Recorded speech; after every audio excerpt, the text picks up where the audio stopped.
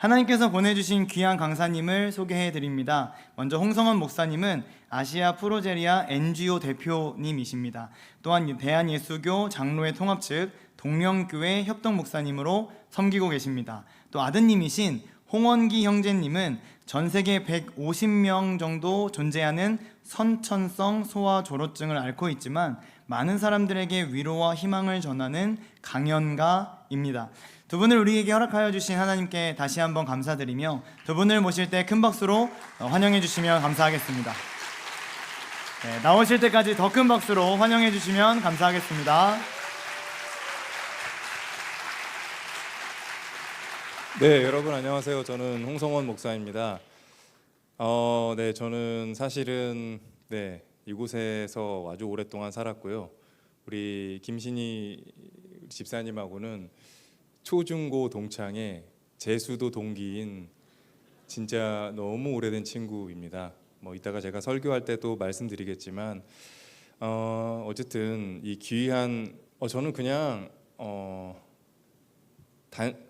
좀 작은 그냥 평범한 예배 때 저를 초청해 주길 바랬는데 이 10주년 때 저를 초청할 거라고는 진짜 생각도 못 했었는데 개인적으로 영광이고 제가 여러분들에게 말씀을 전할 수 있는 자격이 있는지 부끄럽습니다. 또 저 때문에 부른 것만은 아니고 제 아들 우리 원기 때문에 이렇게 또 초청해 준 것으로 알고 있습니다. 저보다 제가 어디든 강사로 또 강연자로 원기와 함께 다니면 저보다 훨씬 더 원기를 보고 싶어하고 또 원기와 사진 촬영도 하고 싶어하는 그런 사람들이 많은데 오늘 사실은 원기의 피아노 연주를 하고 그다음에 제가 말씀을 듣고 전하고 그렇게 하려고 했는데 원기랑 이야기를 나누다 보니까 우선은 제가 말씀을 전하고 원기가 피아노 연주를 들려드리고 그리고 마지막으로 원기와 우리 김신희 집사님의 은혜 찬양을 나누는 그런 시간을 갖도록 하겠습니다. 그럼 원기 들어가 주십시오.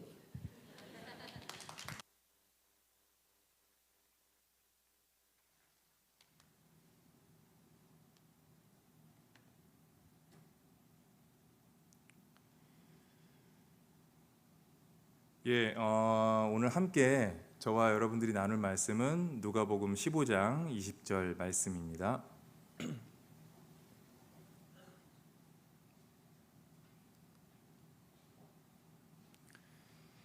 우리 누가복음 15장 20절 말씀 우리 함께 읽도록 하겠습니다.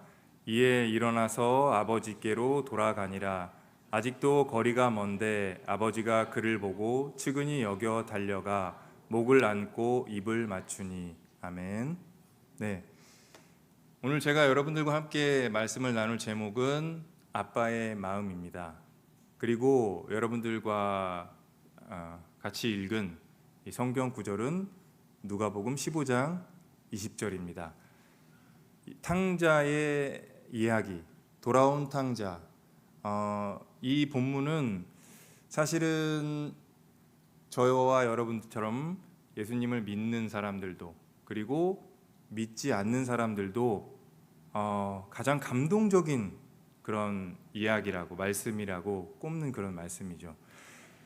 성서를 연구하는 사람들은 이 본문을 돌아온 탕자라고 그렇게 하지 않고 자비로운 아버지의 비유라고 그렇게 부릅니다.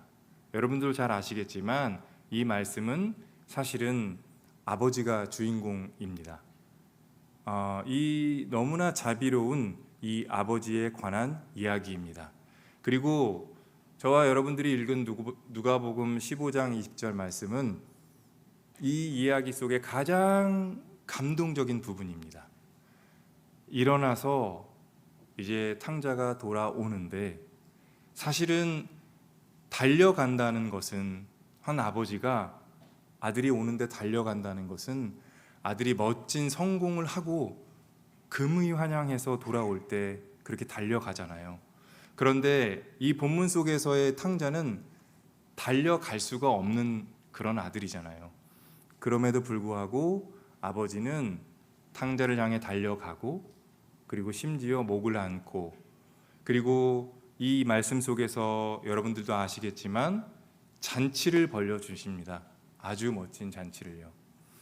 저는 사실은 이 여의도에 살고 있으면서 이 침례교회를 다닌 것은 아니고 용산교회를 다녔습니다. 모태신앙인으로 살아왔고요. 여의도에서 오게 된 것은 저는 초등학교 4학년 때 전학을 오게 되었어요. 제가 성경 말씀들 중에서 가장 여전히 감동적인 말씀이 바로 이 탕자의 비유이고 자주 읽기도 하는데요. 사실 근본적인 제 마음은 은혜도 은혜지만 조금 더 여러분들 앞에 솔직히 말씀드리면 이 자비로운 아버지 때문입니다. 사실 세상에서 이런 자비로운 아버지가 솔직히 없잖아요.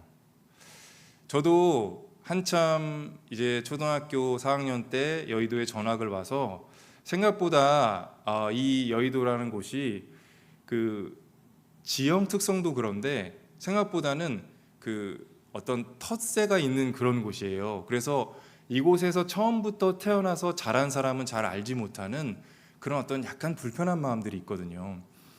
제가 초등학교 4학년 때 이곳에 전학을 와서 이제 나이가 시간이 들어서 사춘기가 되고 그러면서도 제 마음 한편에는 좀 불편함과 불안감을 갖고 있었습니다. 이 좋은 곳에 와서 저희 부모님은 제가 여기서 마음껏 열심히 공부를 하라고 하셨죠. 그러나 공부라는 것도 사실은 일단 재능 중에 하나이고 또 공부를 잘하려면 무엇보다 다른 것을 떠나서 이 안정된 마음이 있어야 되거든요. 차분하게 끝까지 하는 것. 그래서 누군가는 그러잖아요. 공부는 머리가 아니라 엉덩이로 하는 것이라고. 근데 저는 엉덩이가 매우 가벼웠거든요. 그러다 보니까 점점 이제 고등학교에 진학을 하게 되고 이 가벼운 엉덩이를 도저히 붙일 수가 없다 보니까 때로는 제가 제 스스로 의자에 막 묶어가지고 앉아 있기도 해보긴 했지만 아무튼 저는 점점 더 공부가 싫어지더라고요. 고등학교 2학년에서 3학년으로 넘어가는 그 시점이었어요. 그때 이제 진짜 저는 공부로는 도저히 안 된다는 것을 알게 되었죠.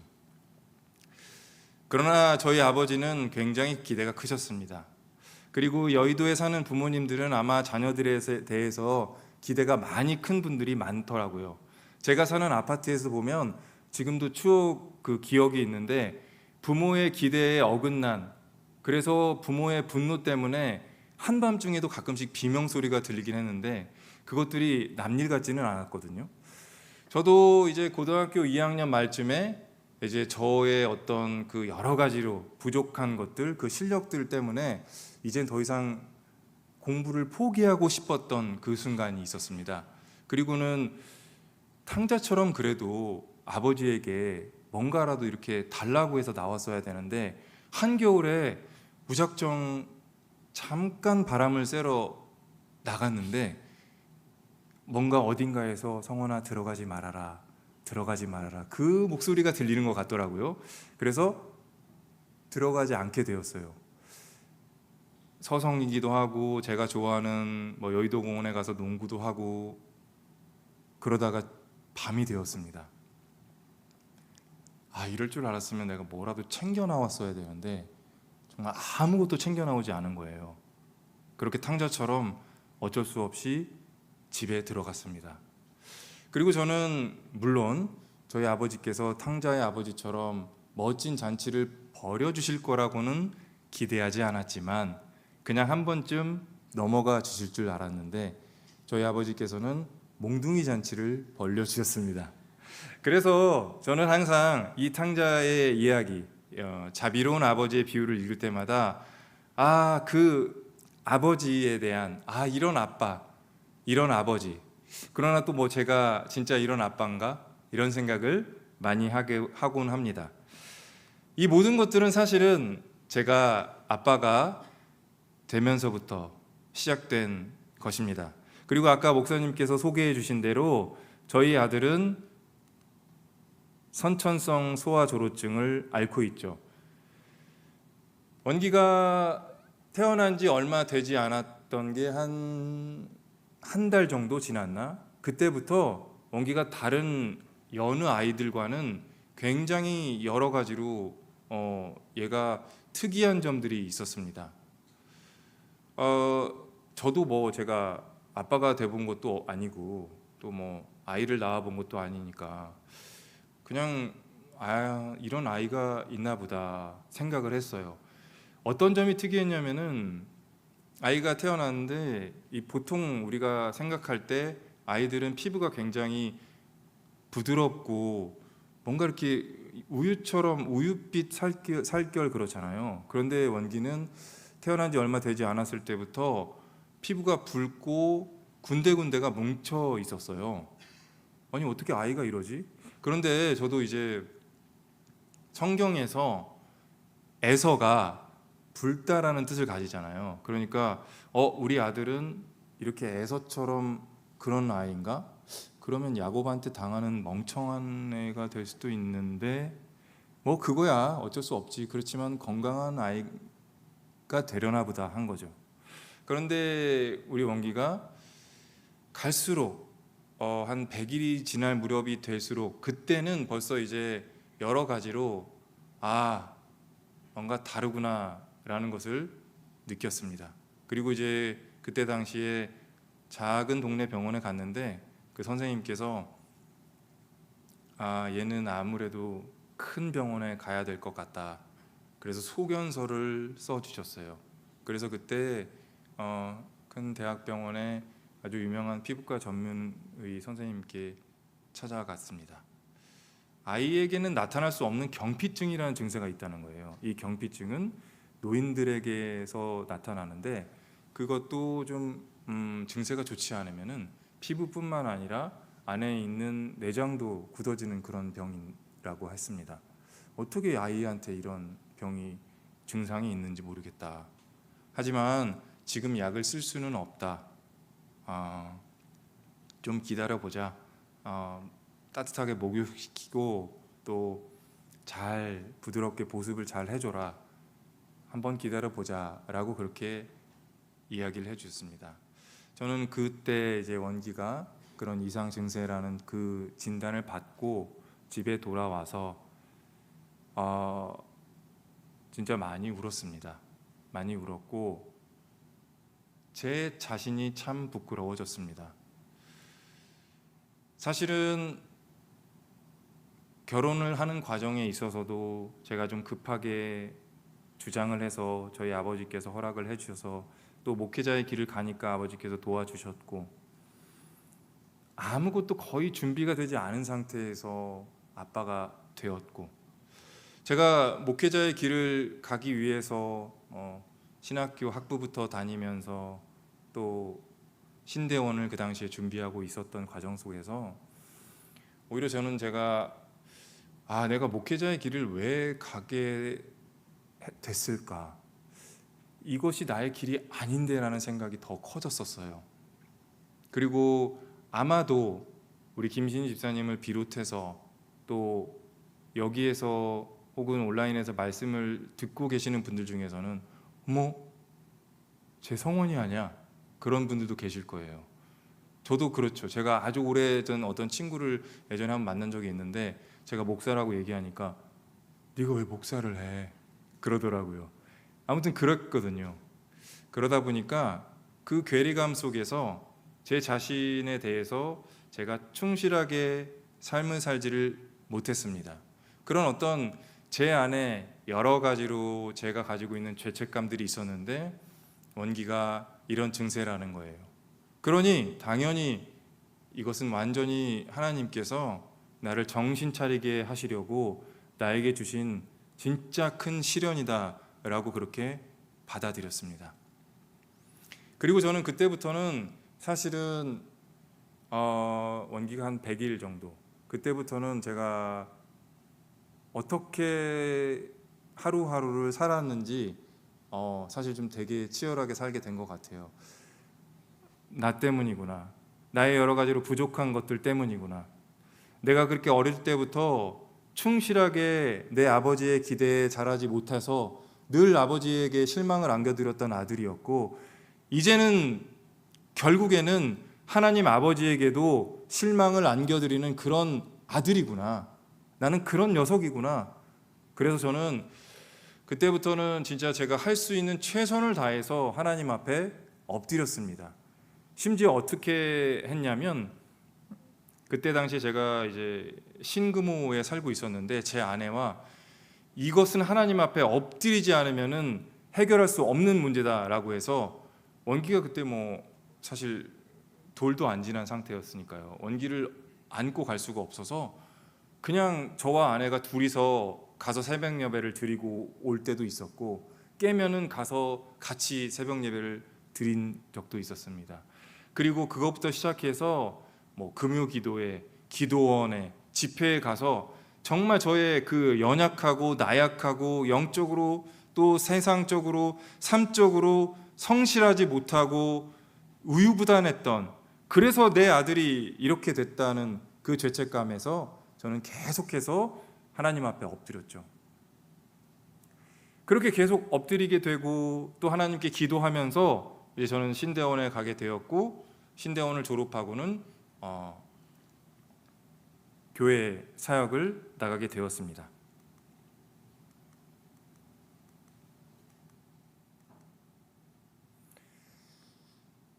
그 사역을 나가서 전임 사역 2년차, 원기가 그때 5살이었습니다. 2010년 9월에 여전히 5살인데도 머리카락이 나지 않는 원기를 이상하게, 그리고 뭐 이상하다는 것이 그런 어떤 특별한 눈으로 보는 것이 아니라 안타깝게 여기신 대학병원 집사님께서 검사를 다시 이제 권유를 하셨어요.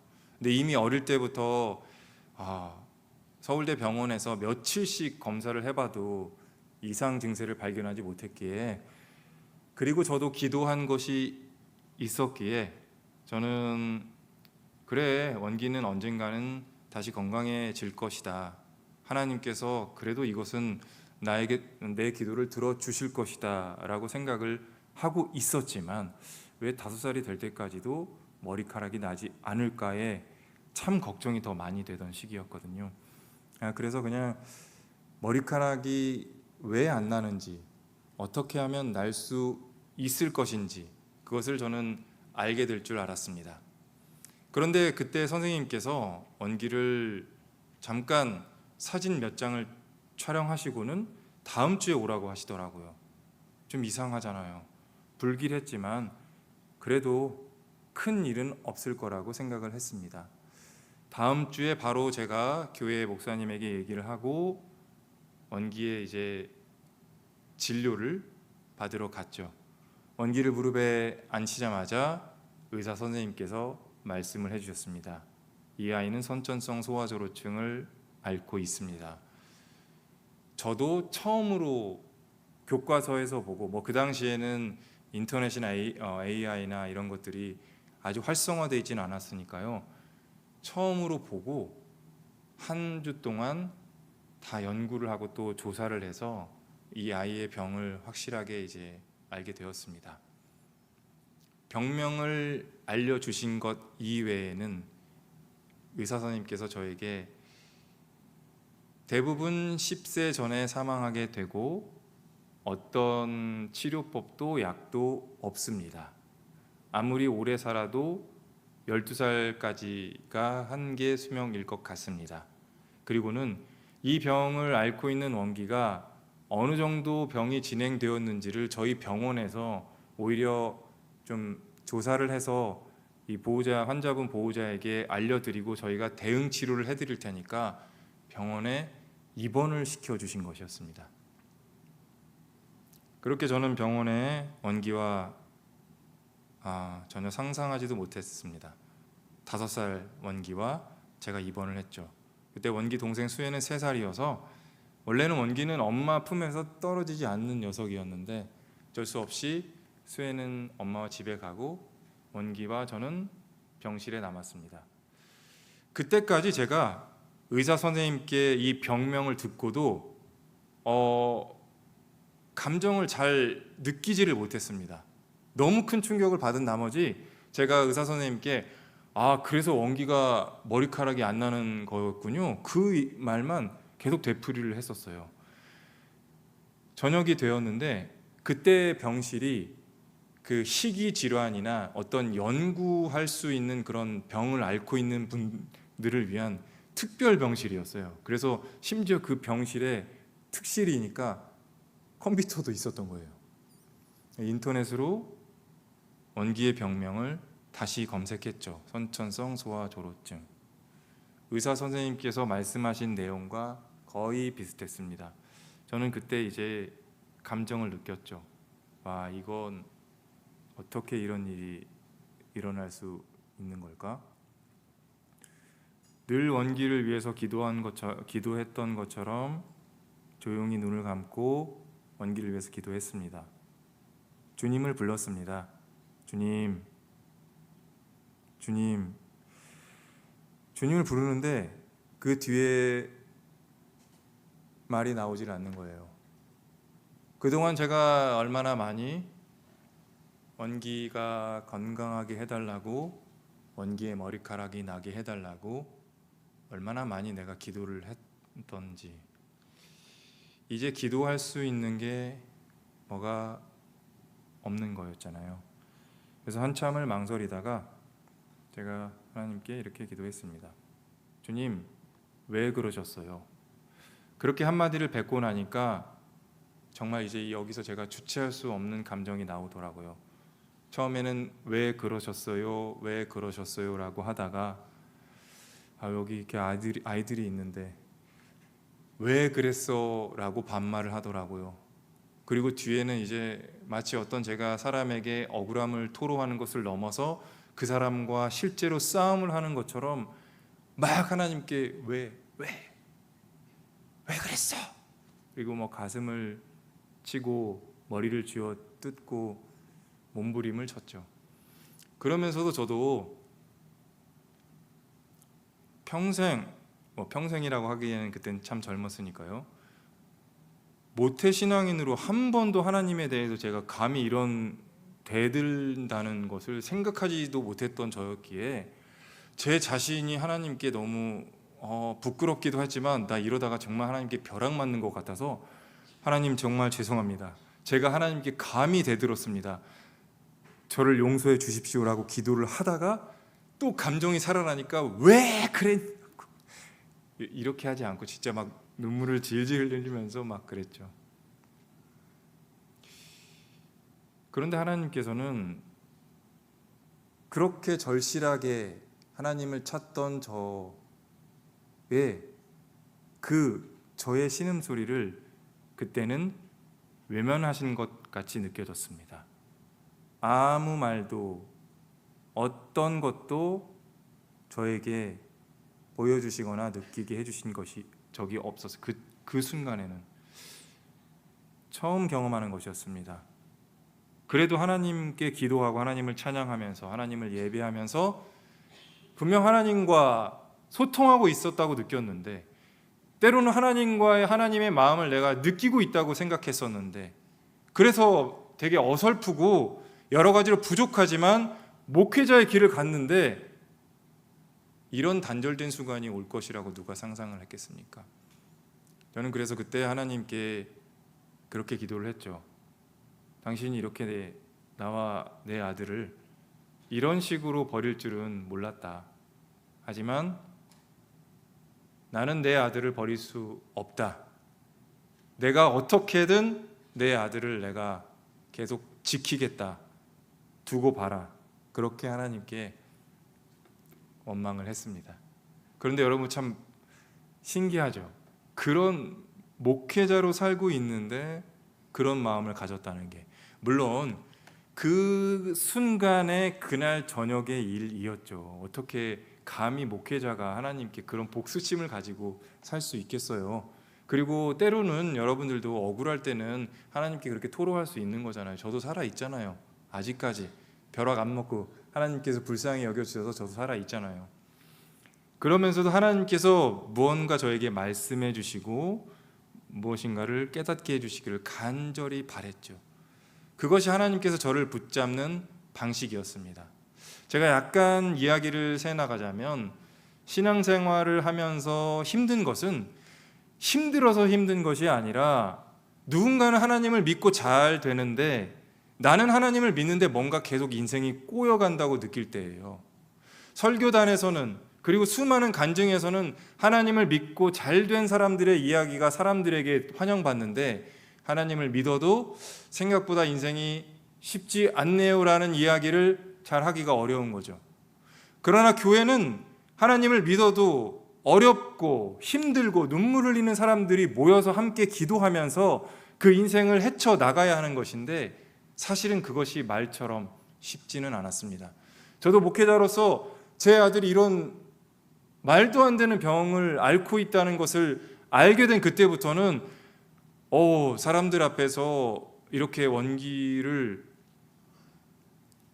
함께 인사하기도 참 힘들고 원기가 어떤 병을 앓고 있다는 것도 꺼내놓기도 어려웠었습니다.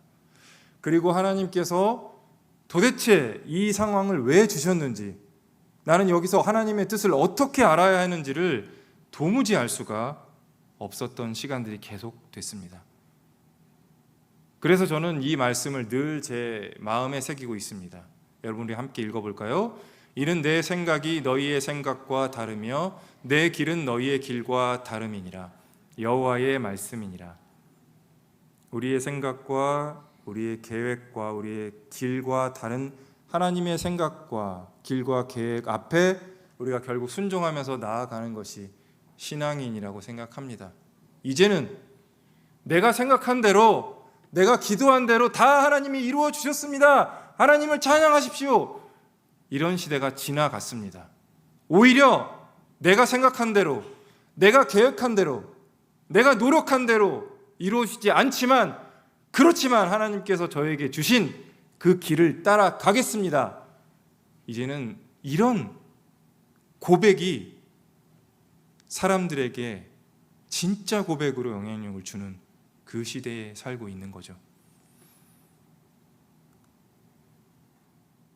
결국 하나님께서 저에게 깨닫기를 원하셨던 것은 바로 아빠의 마음이었습니다.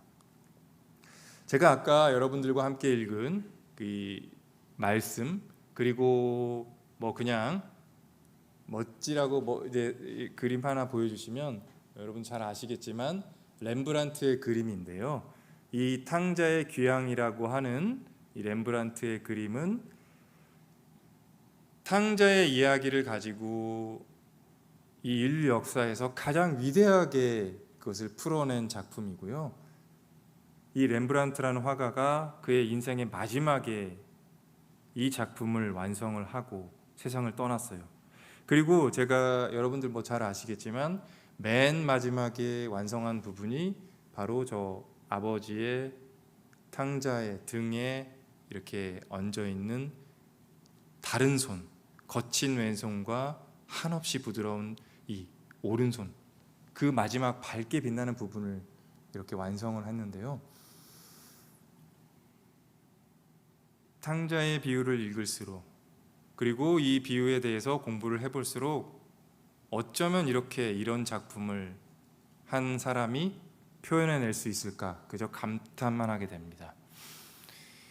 여러분들과 제가 읽은 불쌍히 여겨라는 그 제가 빨간색으로 강조한 그 부분은 헬라어로는 스프랑크니 조마이라고 하는 헬라어인데요.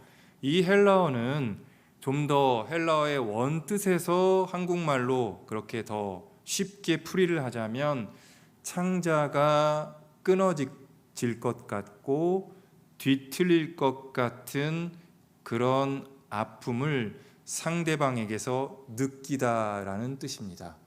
그래서 영어로는 컴패션이라고들 그렇게 번역하더라고요. 컴패션, 공감하다인데 이 영어의 원어도 마찬가지로 컴패션이라는 게 고통을 함께 마주하다라는 그런 뜻이거든요. 상대방의 고통을 함께 마주하는 것, 상대방의 아픔을 함께 느끼는 것. 자, 그런데 여러분, 왜 이 말씀이 특별한 것인가? 그리고 제가 미술에 크게 조예가 있는 것도 아닌데 굳이 여러분들에게 이 스프랑크니 조마이를 설명하면서 왜 렘브란트의 그림, 저 렘브란트 잘 모릅니다.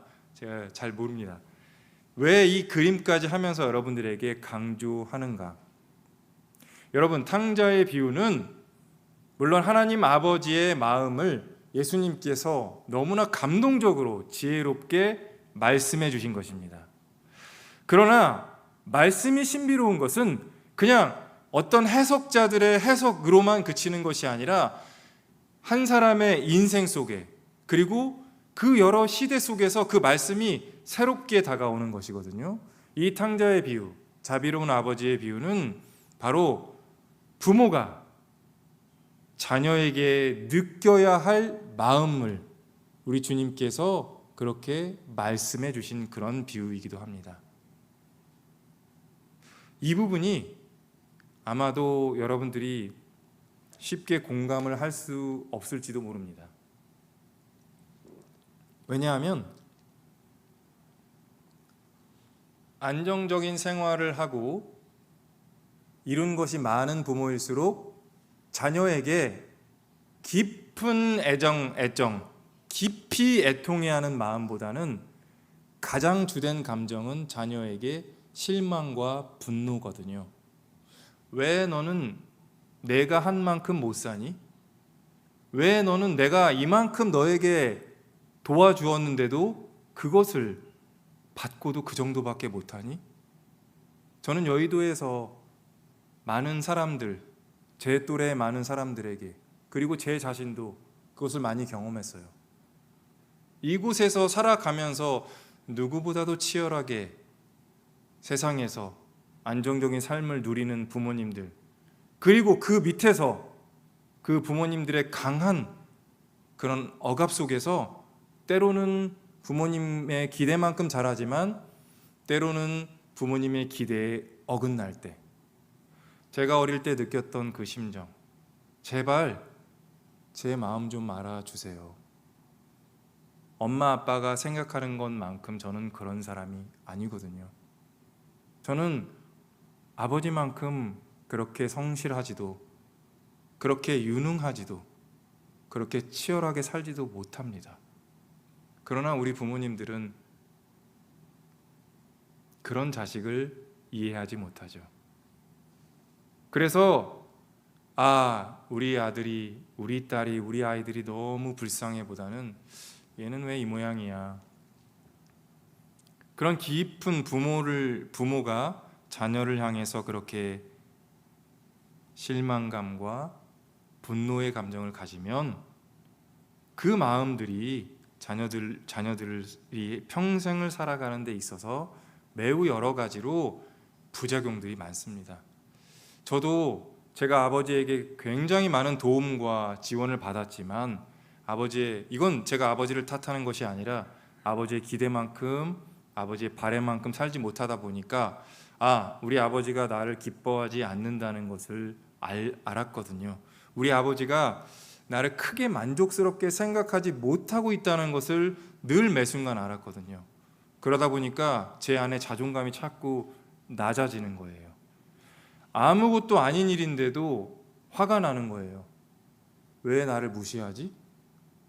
그 깊은 분노의 뿌리에는 또 우리 아버지 같은 사람이 있네. 왜 내 말을 이해를 못하지? 제가 정작 잘 못하거든요. 제가 정작 문제를 일으키고서도 그거를 인정을 못하는 거예요. 심지어 저는 결혼을 해서 살아가면서도 이상하게 제가 제 아내와 제 아이들에게 어떤 이해하고 부드럽게 감싸주기보다는 내가 이만큼 하는데 왜 이렇게 안 되는가에 대해서 분노를 많이 표출하면서 살았습니다. 그런 모든 것들이 결국에는 하나님께서 원기를 통해서 알게 하시는 그 큰 계획 안에 있다는 것을 시간이 지나면서 알게 되었습니다. 원기를 볼 때마다 원기병을 알게 된 이후에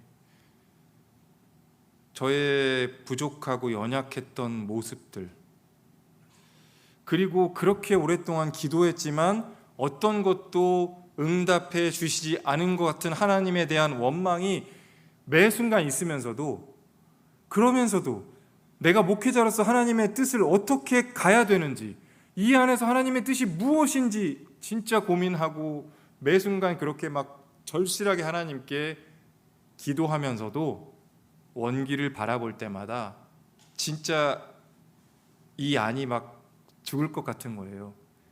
아, 진짜 왜 내 아들이 이런 병을 앓고 있어야 하는가? 왜 우리 원기가 이런 말도 안 되는 병 때문에 이렇게 힘들게 살아야 하는가? 진짜 막 저는 창자가 끊어질 것 같은, 글쎄요, 창자가 진짜 막 꼬이는 것 같은 그런 경험들은 가끔씩은 했어요. 너무 가슴이 답답하고 원기를 볼 때마다 막 이제 이 감정이 복받쳐 오르는 그런 마음들. 돌아보니 하나님께서 아빠로서 아들에게 지녀야 하는 그런 마음들을 계속해서 알게 해주시는 거였습니다. 이런 마음으로 원기를 애틋하게, 진짜 애끓는 마음으로 원기를 바라보면서 살아가다 보니 정말 아빠의 마음이, 정말 부모의 마음이 어떤 것이어야 하는지를 계속해서 하나님께서 깨닫게 해주시더라고요. 진짜 원기에 살아있는 그 삶 자체를 감사하게 되고, 원기가 정말 행복한 삶을 누릴 수 있도록, 그 시간이 언제까지인지 모르겠지만 그런 행복한 삶을 누릴 수 있도록 제가 최선을 다해야 한다는 것. 그리고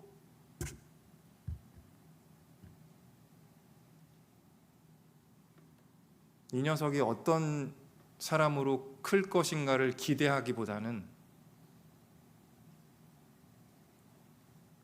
우리 원기의 삶이 끝날 때 원기가 나라는 아빠를 어떤 아빠로 기억할 것인가에 대해서 항상 질문하게 되었습니다. 매일 밤 원기를 위해 기도하면서 그 질문을 던지게 되었습니다. 그것은 제가 전혀 생각하지 못했던 것이었죠. 하나님, 우리 원기가 이렇게 돼서 좋은 학교에 가게 해주시고, 좋은 직업을 갖게 해주시고, 좋은 배우자를 만나게 해주시고, 부모의 기도는 끝도 없죠. 좋은 집을 사게 해주시고, 좋은 가정을 이루게 해주시고, 그 가정 안에서 좋은 손자가 나게 해주시고, 끝도 없이 그렇게 기대하는 것, 그것이 사랑인 줄 알았지만 제가 깨달은 사랑은, 하나님, 저의 삶이 끝나든 우리 아들의 삶이 끝나든 서로 간에 이 세상에서 가장 사랑했던 사람으로 기억할 수 있도록 살게 해 주십시오. 우리 원기가, 우리 아빠가 멋지게 성공한 아빠가, 뭐 큰 교회에서 열심히 일하는 그런 아빠가 되지 못할지라도 이 세상에서 나를 가장 사랑한 그런 아빠로 하나님 기억하게 해 주십시오. 그 기억을 가지고 우리 원기가 하나님 품에 가게 해 주십시오라고 그렇게 매일매일 기도를 하게 되더라고요. 감사한 것은 그런 기도와 그런 마음을 품게 되면서 저도 제가 가지고 있는 그런 여러 가지로 인간적으로 못나고 강팍한 마음들을 하나님께서 점점 더 치유해 주시기 시작했습니다. 그러다 보니 아까 말씀드린 대로 우리 원기에게 삶을 살아가는 그 순간에서 계속해서 매 아침마다 하나님 감사합니다라가 그 기도가 나오더라고요. 하나님, 우리 원기가 학교에서 선생님들한테 칭찬을 받으면서 좋은 시험 점수를 받았어요. 그게 아니라, 하나님, 우리 원기에게 또 하루를 허락해 주셨습니다. 이게 당연한 게 아니라는 것을 알게 해 주셨습니다. 주님 감사합니다. 정말 주님께 이런 감사의 기도를 드릴 줄 전혀 몰랐는데 그런 감사의 기도가 나오더라고요. 이 자리에 계신 부모님 여러분, 여러분들은 자녀가 살아있는 것만으로, 자녀가 함께 있는 것만으로 진심으로 감사하십니까? 아니면 여전히 아유 이 못난 놈아 왜 너는 그것밖에 안 되니라고 생각하십니까? 하나님 아버지의 마음은 어떤 마음일까요? 한번 곰곰이 깊이 생각해 보시길 바랍니다. 제가 이제 원기를 병을 알고 의사 선생님께서 어떤 치료 방법도 없다고 하셨지만 그것을 그냥 그렇구나, 어떤 치료 방법도 없으니 포기해야겠구나, 그런 아빠가 어디 있겠어요. 그래서 제가 사역지를 서울로 옮기고 그냥 뭐 원기를 위해서 원기에게 도움이 된다는 그런 치료가 있으면 어디든지 달려갔어요. 교회에서 다행히 그래도 감사하게도 담임 목사님께서 허락을 해주셔서 시간이 날 때마다 어디도 가게 해주시고, 또 그래서 갔다 와서 뒤에 밀린 일도 하게 해주시고요. 저 사진은 그 정말 절실했던 순간에, 그때만 해도 원기가 당장 얼마 못 살 것 같은 그 두려움 속에서 제가 뭐라도 해야 된다는 그런 절박함 속에서 어떤 그 유명한 침을 맞는 그 사람에게 거의 매일 간 그런 때에 딱 한 장 남아 있는 그 사진이에요. 그 7살 원기가 진짜 매일 등에다가 침을 막 꽂고 거기다가 전기 충격을 받게 했어요. 그렇잖아요. 뭐 방법이 없다고 하면 검증되지도 않은 방법으로, 그래가지고 거기다 전기 충격을 놓으니까 막 원기는 아파하고, 저는 그걸 보면서도 야, 이건 진짜 원기야, 너한테 도움이 되는 거니까 좀 맞으렴. 하지만 그때만 해도 아빠가 대신은 못 맞는다. 보니까 너무 아픈 것 같더라고요. 그렇지만 이제 원기한테 도움이 된다 생각하고, 죄송합니다. 제가 아직까지, 그때까지도 그 정도 수준밖에 안 됐나 봐요. 그러다가 어떤 일이 있었냐면, 이 침이라는 게 계속 같은 자리에 놓으면은 이제 조금이라도 잘못 꽂으면 모세혈관이 터져서 이제 멍이 들거든요. 그것은 침을 놓는 사람이 정확하게 그 부위에 못 놔서 그런데, 이 유명한 침장이가, 유명하다고 생각하는 그 침장이가 어떤 이야기를 했냐면은 원기가 자기를 못 믿는다는 거예요. 그런 일도 있었어요. 아마 뭐 저 같은 억울함을 얼마나 많은 또 연약한 가족과 자녀를 키우는 부모님들은 저보다 훨씬 더 그런 안타까운 일들을 경험하실 텐데, 저는 그때를 생각하면 지금도 그분이 말씀하시는 입에다가 침을 놓고 싶더라고요. 믿지 못하는 것은 그런 입을 이렇게 이야기할 수 있는 그 입에다가 침을 딱 놓고 말을 못하게 하고 싶을 정도였어요. 진짜 정말 얼마나 화가 나는지 그냥 그 침수론을 다 그냥 이렇게 확 다 하나님 앞에 번제로 드리고 싶었지만, 그러나 하나님께서 하지 말아라 말씀하셨기 때문에 제가 아멘하고 거기를 불태우지는 않았죠. 그렇게 원기를 위해서 진짜 몇 년을 여기도 다니고 저기도 다니고 여기도 알아보고 그랬습니다. 그러다가 미국의 보스턴에 가게 됐어요. 보스턴 아동병원에. 그 보스턴 아동병원은 원기의 병인 선천성 소아조로증을 세계에서 유일하게 연구하고 있었던 곳이었습니다. 그래서 그곳을 4년 동안 열심히 이제 서로 연락을 주고받다가 결국에는 초청을 받아서 가게 된 거죠. 그 이유는 이제 바로 임상을, 세계에서 유일하게 임상을 하고 있었기 때문이었습니다. 거기에 이제 4년 만에 가게 되었습니다. 그래서 정말 여러 가지 검사들을 다 하고, 진짜 말도 못하는 검사들을 하고 왔죠. 오고 나서 그 당시에 이미 수십 명의 아이들이 임상 실험으로 효과를 보고 있다고 해서 2년치 약을 받아서 한국에 왔었는데, 원기가 이런 이 약에 원기가 부작용이 있을 거라고는 생각하지 못했었습니다. 그런데 원기가 극심하게 부작용이 있더라고요. 뭐 구토와 설사뿐만 아니라 이렇게 일상생활을 하지 못하는 수준이었습니다. 참 허탈했죠. 이 약이 마지막 유일한 희망이었는데 이것마저도 이제 안 되는구나. 그런데 열심히 수십 명의 아이들이 먹었다는데 그래도 억지로 먹게 해볼까? 그런데 그때만 해도 저도 성장했고 성숙했습니다. 아무리 이게 다른 아이들에게 들었다 해도 원기에게 고통스럽다면 시간이 얼마 남지 않았는데 과연 내가 원기를 위해서 이 약을 강요해야 할 것인가? 차라리 그럴 바엔 그냥 행복하게 살게 해주는 게 낫겠다 생각을 해서 정말 2년치 약 중에서 수십 통, 60통 이상의 약 중에서 한 통에서 5알 먹고는 진짜 진짜로 그냥 내려놨죠. 진짜 안타까웠지만 그리고 제가 미리 그냥 모르고 미리 공개를 해버렸네요. 그리고 나서 제가 여기저기 이렇게 알아보다가 지방줄기세포, 지방에 있는 지방을 추출해서 그 줄기세포를 이제 따로 거기서 이제 배양을 해가지고요. 그거를 이렇게 정맥에 주사를 하면 효과가 입증된 것은 아니지만 그래도 어느 정도 도움이 된다고 하는 그런 그 치료를 하는 의사분과 알게 되어서 원기와 함께 찾아갔습니다. 그런데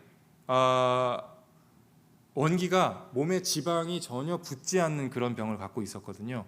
그래서 아무리 꼬집어도 이 지방을 추출할 수가 없었습니다. 근데 그때 마침 저는 하나님께서 그때를 위해서 저를 매일 밤마다 야식으로 저를 예비해 주셔가지고 아주 지방을 든든하게 갖고 있었거든요.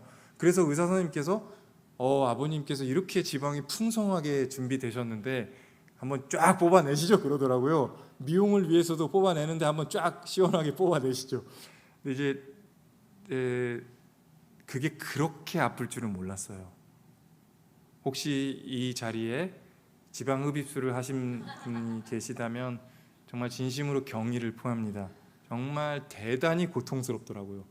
이 뭐냐면은 가만히 생각해 보니까 그 배를 막 그 몽둥이로 두드려 가지고 지방을 분리하는 거죠. 그러면 이제 거기서 이렇게 지방을 딱 가는 건데 너무 아파가지고 이제 정말 힘들다 했지만 그러나 그것으로 이제 원기가 치료를 받으면서 원기가 밥도 잘 먹고 힘을 내는 것 같아서 감사했어요. 그게 부모더라고요. 그런데 이 녀석이 감사할 줄 모르더라고요. 아버님, 저를 위해서 이 지방을 빼내시는 귀한 은혜를 베풀어 주셔서 어릴 적 같았으면 매일 밤 문안 인사 드리옵니다 막 하고 아버님 찬양 막 이런 걸 했어야 되는데 안 그러더라고요. 오히려 뭐라고 했냐면은 아니 아빠 원래 뭐지 그냥 갑자기 배가 아프고 그런 증상 있잖아. 그 뭐라고 하죠?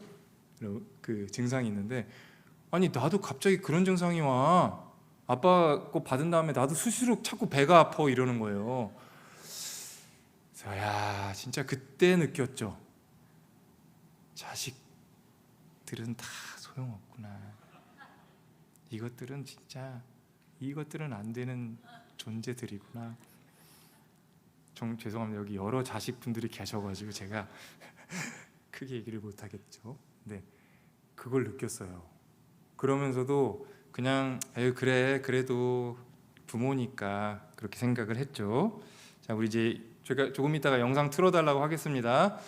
그리고 나서 1년 뒤에 이제 MBC 휴먼 다큐를 촬영하게 되었는데 그때 마침 원기의 이제 지방 줄기세포 이런 치료들이 점점 그 지방이 잘 안 자란대나 어쩐대나 해가지고 의사 선생님께서 저에게 다시 한번 수술을 하라고 하시더라고요. 항상 하나님께서 저의 인생에는 예상치 못한 일을 계속 예비해 주시는 거예요. 그래서 아버님 이제 한 번 더 하셔야 되겠다고 선생님이 하시는 거예요. 그래서 제가 그때 진짜 뭐라고 말씀을 드렸냐면 진짜 여러분 정말 죄송합니다. 제가 어떻게 얘기했냐면 선생님 혹시 엄마 거는 안 되나요? 제가 알기로는 아이들이 엄마 뱃속에서 있다 보면 훨씬 더 엄마 것을 많이 물려받았는데 그리고 여성은 또 피하 지방이라는 게 있고 어쩌고 저쩌고 막 되게 당황스러웠죠. 그리고 나서 이제 만약에 의사 선생님께서 그렇게 하면은 제가 집에 가서는 막 되게 여보 이번에 진짜 엄마께 필요하다고 하는 거야 라고 하려고 했는데 의사 선생님께서 아유 아버님 한 번 더 해도 돼요. 미용으로도 하고 아직 아버님이 그래서 제가 그때부터 살을 뺀 거라니까요. 아버님이 여전히 많으세요. 그러면서 많이 괜찮아요, 괜찮을 거. 그렇게 하고 또 마침 그 수술을 할 때 촬영을 했었습니다. 만약에 영상이 준비되어 있으면 지금 영상 틀어주셔도 됩니다. 그 사이 원기는 병원 수술실을 기웃거리고 있습니다. 수술할 때 무섭지 않아요? 아빠 배 수술할 때 무섭지 않아요? 아빠 한번 딱 봐. 딱 봐봐. 걱정이 가득한 아들에게 괜찮다고, 아빠는 괜찮다고 애써 웃어 보입니다. 이제 막 수술이 시작됐습니다. 아빠는 원기를 위해 수술대에 올랐습니다. 주사 입구 쪽에 마취 주사 조금 할게요.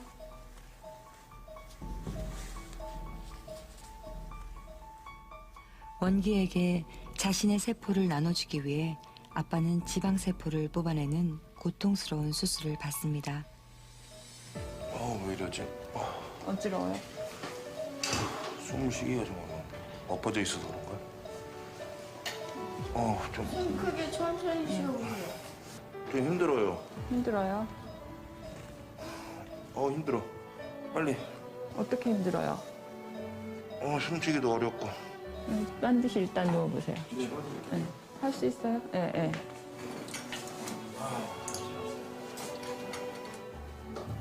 다 괜찮아요. 지금 상태는 괜찮고 혈압만 높거든요. 화장실 갈 수 있겠어요? 네. 괜찮아요? 네. 부축해달라 그래. 천천히 가세요.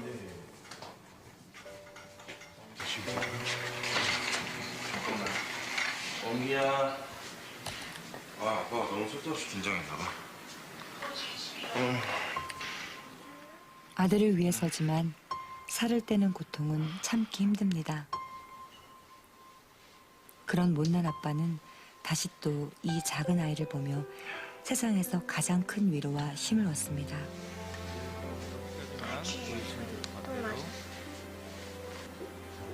예, 여기까지만 보여주시면 될 것 같아요.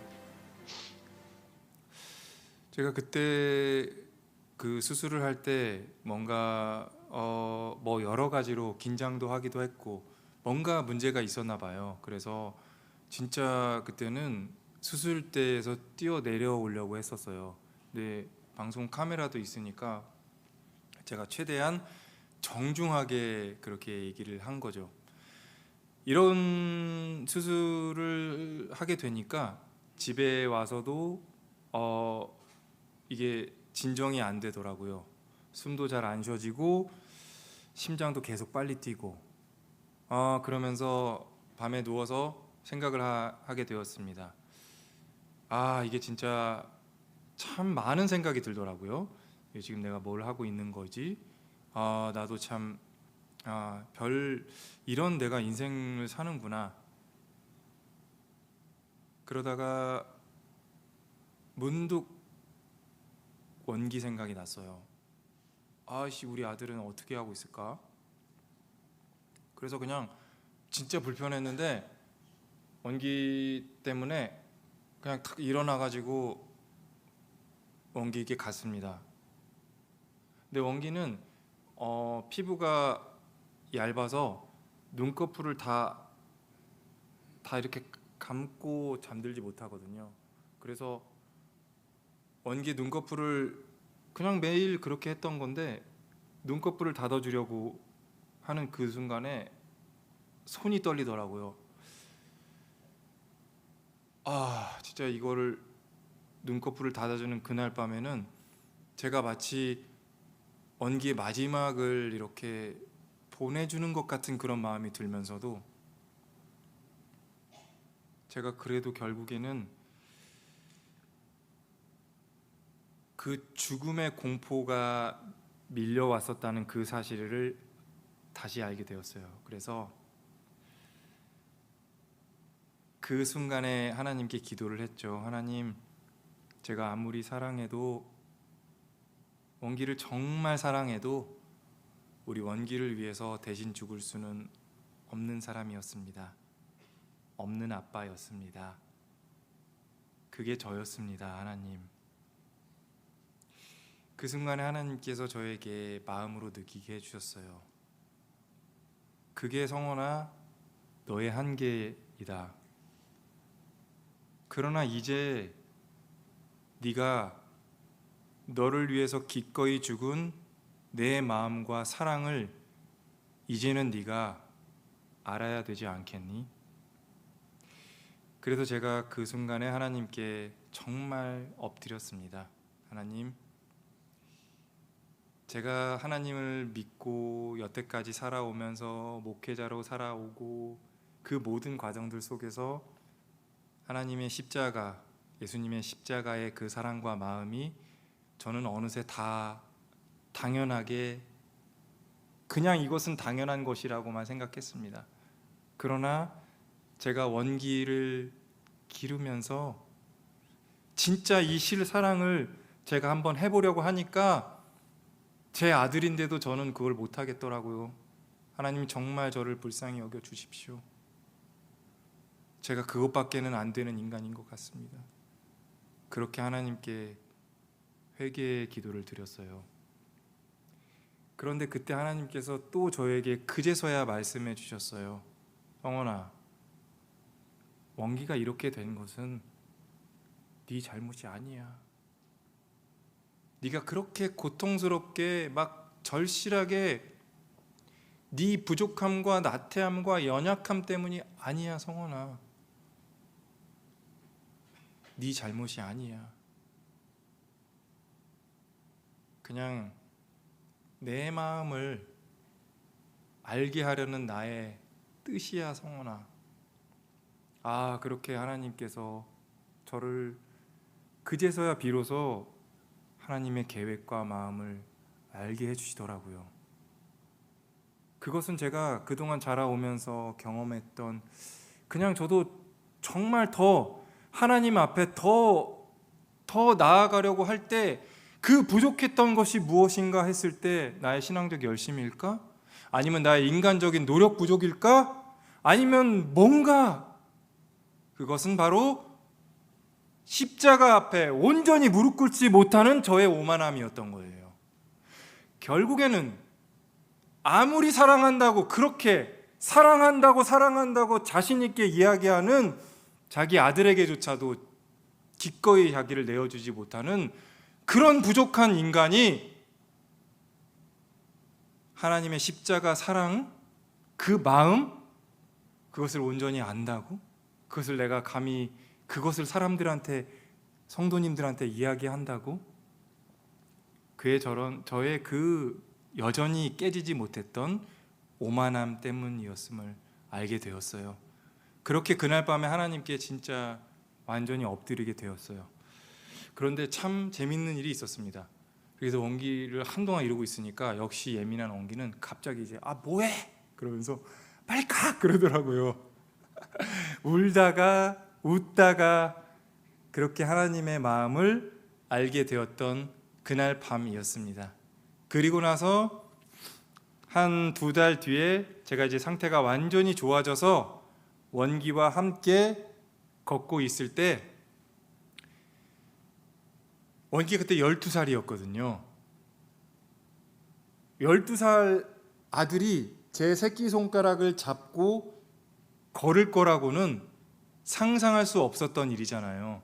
3살 때, 4살 때 걸음걸이 잘 못 걸을 때 새끼손가락 잡고 걷다가 손잡고 걸을 줄 알았는데 12살인데 여전히 새끼손가락을 잡고 있다니.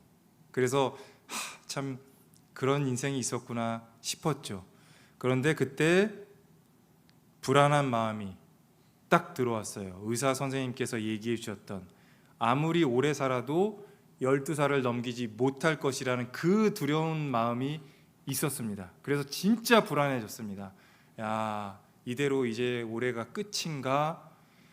그랬지만 원기가 그때 제 새끼손가락을 굳게 잡고 있는 걸 보면서 아직 우리 원기가 하나님께서 주신 시간이 많이 남았구나 라고 그렇게 하나님께 감사를 드리는 기도를 했을 때 하나님께서 저에게 그제서야 성원아 너에게 원기를 맡겼다. 그 마음을 저에게 주셨습니다. 그리고 저는 그제서야 주님께 주님 저에게 원기를 맡겨주셔서 감사합니다. 다만 그래도 계속해서 원기를 돌볼 수 있도록 원기의 시간만 허락해 주십시오 라고 그렇게 기도를 드렸어요. 그때가 원기가 12살이었습니다. 그리고 나서 원기가 여전히 계속 잘 살아냈고 작년에 혹시 인간극장 보신 분 계십니까? 예, 잘 보신 분이 여기 많이 바쁘셔가지고 안 보셨나 본데 좀 보시길 바랍니다. 그리고 뭐 시간이 너무 길어서 제가 다른 것들은 다 생략하기로 하고요. 작년에는 보스턴 마라톤 뭐 풀코스를 뛴 것은 아니고 5km 패밀리 런도 뛰고 지금은 한국 나이로 21살이고요. 여전히 열심히 생활하고 또 알리고 있습니다. 제가 아까 말씀드린 대로 이제 저의 순서는 끝나고 저희 원기의 피아노 곡을 듣고 이제 정말 여러분들이 기다리셨던 시간 원기와 김신희 집사님의 멋진 찬양으로 마무리하도록 하겠습니다. 자, 그럼 원기가 잠깐 피아노 쳐주십시오.